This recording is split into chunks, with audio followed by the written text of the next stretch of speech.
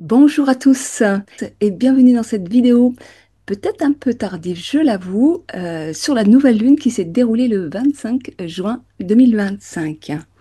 Alors, un peu tardive, mais pas tant que ça, parce que si vous suivez ma chaîne, vous savez que j'ai l'habitude de faire ces partages autour de la nouvelle lune lors de l'apparition du premier croissant lunaire.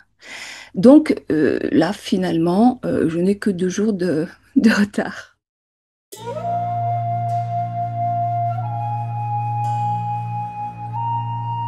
Alors pourquoi cette habitude? Je vais vous partager mon écran déjà pour vous montrer la carte. Donc voilà, ici, vous voyez la nouvelle lune qui s'est donc déroulée à 9 degrés du signe des Gémeaux et en conjonction avec la planète Jupiter. Et donc l'apparition du premier croissant lunaire s'est déroulée le 27 juin à 5 heures du matin. Là, on voit ici. Et ce premier croissant lunaire est quasiment conjoint à Mercure. Donc pourquoi cette habitude de faire la nouvelle lune au premier croissant lunaire? Eh bien tout simplement parce que la nouvelle lune, qu'on appelle également la lune noire, marque un temps de conjonction entre la lune et le soleil, un temps de reset, de réinitialisation, de fécondation, pendant lequel la lune est invisible dans le ciel. C'est donc un moment de manque d'énergie, de manque de clarté, de manque de lucidité, pendant lequel la lune se gorge de l'énergie du soleil, se réinforme avant de reprendre sa course autour du zodiaque pendant 28 jours et de nous permettre d'entreprendre de nouvelles actions. Ce moment est donc un moment propice pour initier de nouveaux projets à condition de les mettre en œuvre à partir de l'apparition du premier croissant lunaire, soit environ 2 jours après la conjonction exacte, là où l'énergie revient et où la clarté commence à se faire. C'est donc beaucoup plus aisé de faire les prédictions mensuelles à ce moment-là. Et là, en plus, en l'occurrence, ce premier croissant lunaire est apparu en conjonction avec Mercure. Alors, je vous avoue que moi, cette nouvelle lune, qui est une des plus puissantes de cette année, m'a plongée dans un flou et un noir profond, car Jana Bouжилova, avec laquelle je collaborais pour faire ces prévisions mensuelles, manque de temps et a décidé d'arrêter pour le moment de faire ces vidéos mensuelles. Et contrairement au mois dernier où Patrick Anselem avait pu prendre le relais, eh bien là, je n'ai trouvé personne de disponible. Or, moi, ce qui m'anime, c'est l'échange, le partage, la co-création et sincèrement, actuellement, et du fait de l'épreuve de santé que je traverse, je n'ai ni l'énergie ni l'envie de le faire seule. Toutefois, cette situation très frustrante, je l'avoue, est tellement en lien avec les énergies du mois que j'ai décidé de vous donner tout de même quelques éléments essentiels sur cette période qui finalement m'oblige à être créatrice, à redéfinir mon projet et à mettre en pratique des connaissances acquises dans un nouveau champ d'expérience. Car, en effet, de façon tout à fait synchrone, j'ai terminé le jour du premier croissant lunaire, la première partie de la formation entamée avec Jana depuis le début de l'année en astrologie sidérale ancestrale. Et maintenant, je dois aller dans la mise en pratique. D'ailleurs, la suite de la formation, ça sera bien évidemment de la pratique. Et c'est donc bien cela qui est à l'ordre du jour pour cette nouvelle lunaison qui se déroule dans la constellation du Gémeaux et en conjonction donc avec Jupiter et qui se déroule pour moi dans la maison 12, là où se trouve également mon nœud lunaire nord, c'est-à-dire mon projet de vie. Alors, je vous préviens, moi j'ai envie d'être optimiste et si certains mettent en avant les situations explosives, moi j'ai envie de voir les aspects plus positifs. Donc déjà, pourquoi cette nouvelle lune est-elle si puissante? Parce que finalement, Jupiter, qui est considéré comme une planète bénéfique, hein, on l'appelle le grand bénéfique, qui est maître du signe du Sagittaire, en face, se retrouve en exil dans le signe du Gémeaux. Et de plus, cette planète Jupiter est actuellement invisible dans le ciel, donc légèrement affaiblie. Mais que nenni! Car d'une part, cette nouvelle lune se déroule au moment du solstice d'été, ce qui décuple sa puissance, et d'autre part, Jupiter en tant que planète royale est le maître traditionnel du poisson, qui est l'ère dans laquelle nous sommes actuellement et encore pour quelques siècles, mais qui est aussi le maître de Saturne et Neptune, qui sont en ce moment conjoints dans la constellation du poisson.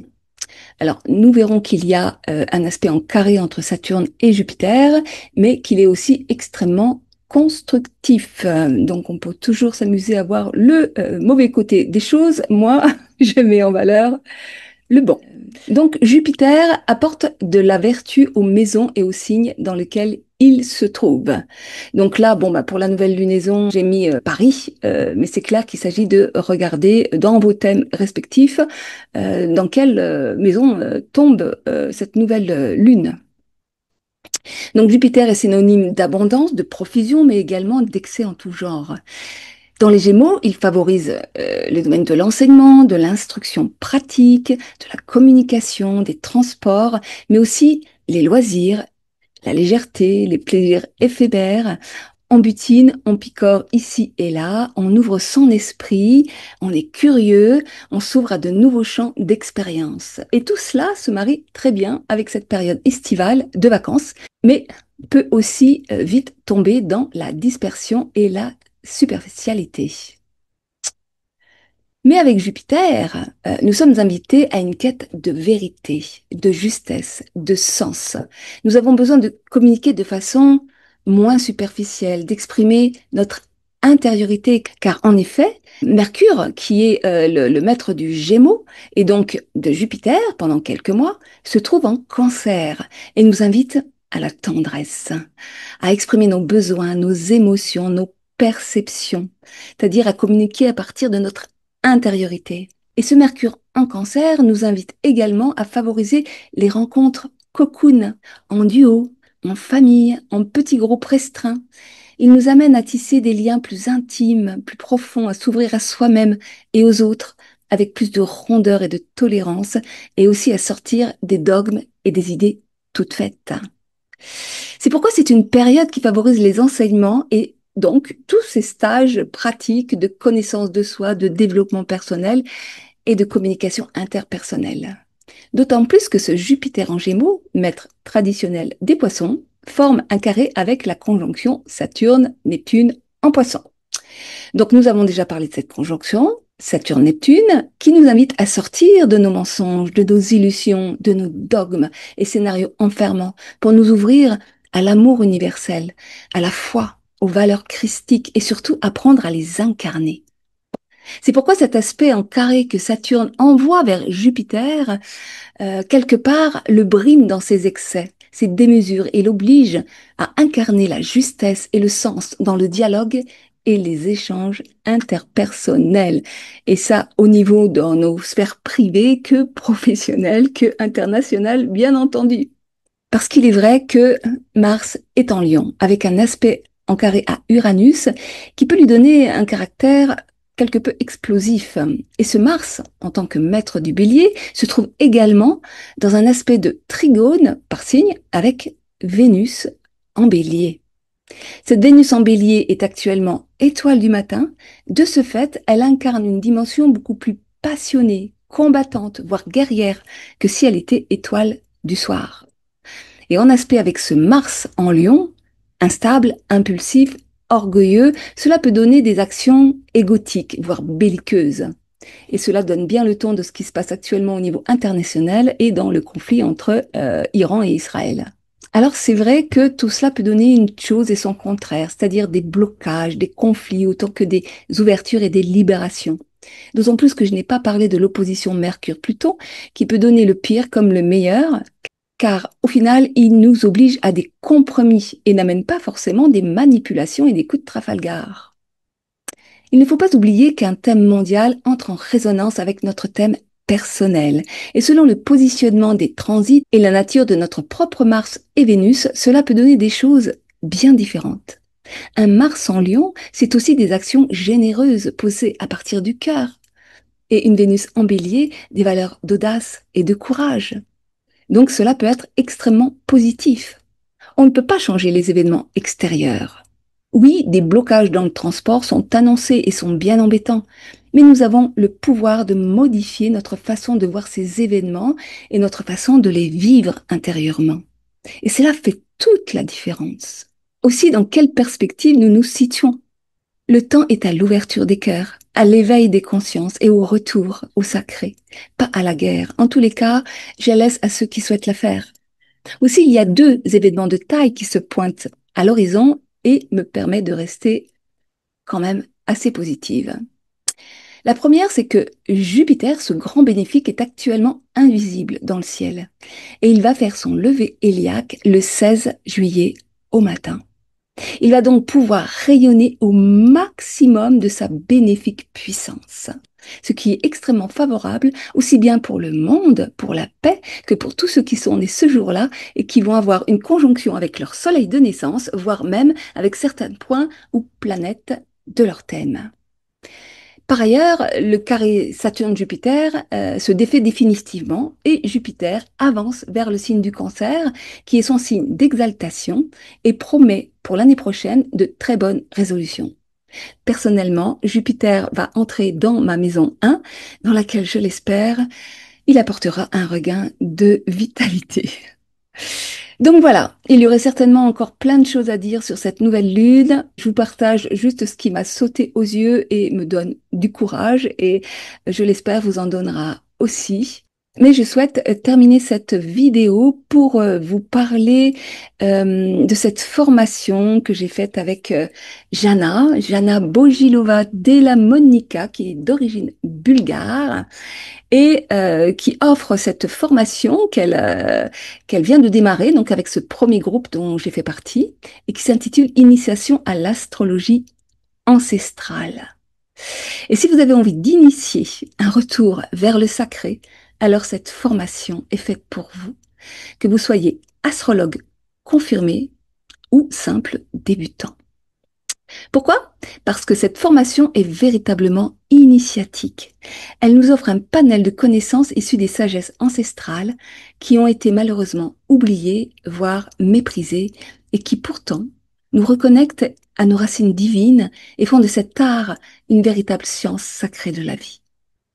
En l'occurrence, cette formation met à l'honneur l'origine divine de l'astrologie, dont le premier zodiaque est sidéral et non tropical, et qui nous fait découvrir la mythologie sumérienne, grecque et romaine. Cette formation met également à l'honneur l'observation du ciel, et pas seulement des cartes du ciel théoriques sur papier ou sur ordinateur. Il s'agit de réapprendre à regarder la réalité en face en observant le ciel. Par exemple, on peut ainsi constater qu'il n'y a pas que la Lune qui traverse des phases héliaques dans lesquelles elle disparaît et réapparaît dans le ciel, mais toutes les planètes traditionnelles de Mercure à Saturne. Cela a des conséquences fondamentales dans l'interprétation des planètes. Pourtant, ces phases héliaques ne sont calculées par aucun logiciel au monde, sauf par le logiciel Placidus 7, élaboré par Rumen Kolev, un astrologue bulgare qui est également cofondateur de l'Université internationale d'astrologie. Jana nous a donc fait découvrir ce logiciel en 3 dimensions et à vous aussi à travers les vidéos mensuelles sur les nouvelles lunes que nous avons fait ensemble depuis le début de l'année. C'est aussi pour rendre compte de ces phases héliaques que Jana a créé son calendrier d'astrologie sidérale. Nous avions fait une vidéo spécifique sur ce sujet. Vous pouvez voir le lien qui s'affiche en haut sur la droite. Et puis dans le même ordre d'idée, cette formation met à l'honneur non seulement l'observation des étoiles errantes, c'est-à-dire les planètes, mais aussi les éclipses, les étoiles fixes, les constellations et le mouvement de l'univers, parce que c'est toute la différence entre l'astrologie sidérale qui prend en compte le déplacement du point vernal avec l'astrologie tropicale qui, elle, fixe ce point vernal au premier degré du bélier, ce qui fait qu'elle ne prend pas en compte ce mouvement, ce qui est très dommageable, je trouve. Donc elle remet également à l'honneur des modes de division du zodiaque et des méthodes de prévision extrêmement efficaces et qui se passent très volontiers des planètes transpersonnelles et des astéroïdes diverses et variés. En fait, on s'aperçoit qu'on arrive à faire des interprétations extraordinairement précises et subtiles juste avec les 7 planètes traditionnelles. Donc quand on utilise les planètes transpersonnelles, on va arriver au même résultat, mais en fait, on peut tout à fait se débrouiller avec ces 7 planètes, à condition d'utiliser ces calculs, bien entendu. Donc cette formation nous a également fait découvrir la plateforme astramen.com qui permet, à défaut de posséder ce logiciel Placidus 7, d'avoir des cartes du ciel en 3D sur lesquelles se dessinent les constellations, l'écliptique, la ligne d'horizon et ainsi des informations essentielles à la compréhension et à l'interprétation d'un thème. Cette plateforme qui est également bulgare est totalement gratuite et elle est aussi accessible en anglais, mais aujourd'hui avec les outils de Google, on peut traduire en français, donc on peut tout à fait se débrouiller. Bref, j'aurai certainement l'occasion de vous reparler de cette formation. C'est une formation qui est totalement hors norme, d'une richesse inouïe, autant initiatique que passionnante. Et c'est vraiment avec plaisir que je m'en fais l'ambassadrice. Sur ce, je vous souhaite une belle lunaison et vous donne rendez-vous le mois prochain. Je crois que la nouvelle lune sera autour du 24, 25, je ne sais plus exactement. Le 24 peut-être. Voilà. Je vous souhaite de belles vacances, et puis surtout de prendre soin de vous parce que lorsqu'on prend soin de soi, eh bien on prend soin des autres et on prend soin du monde. Au revoir et à bientôt.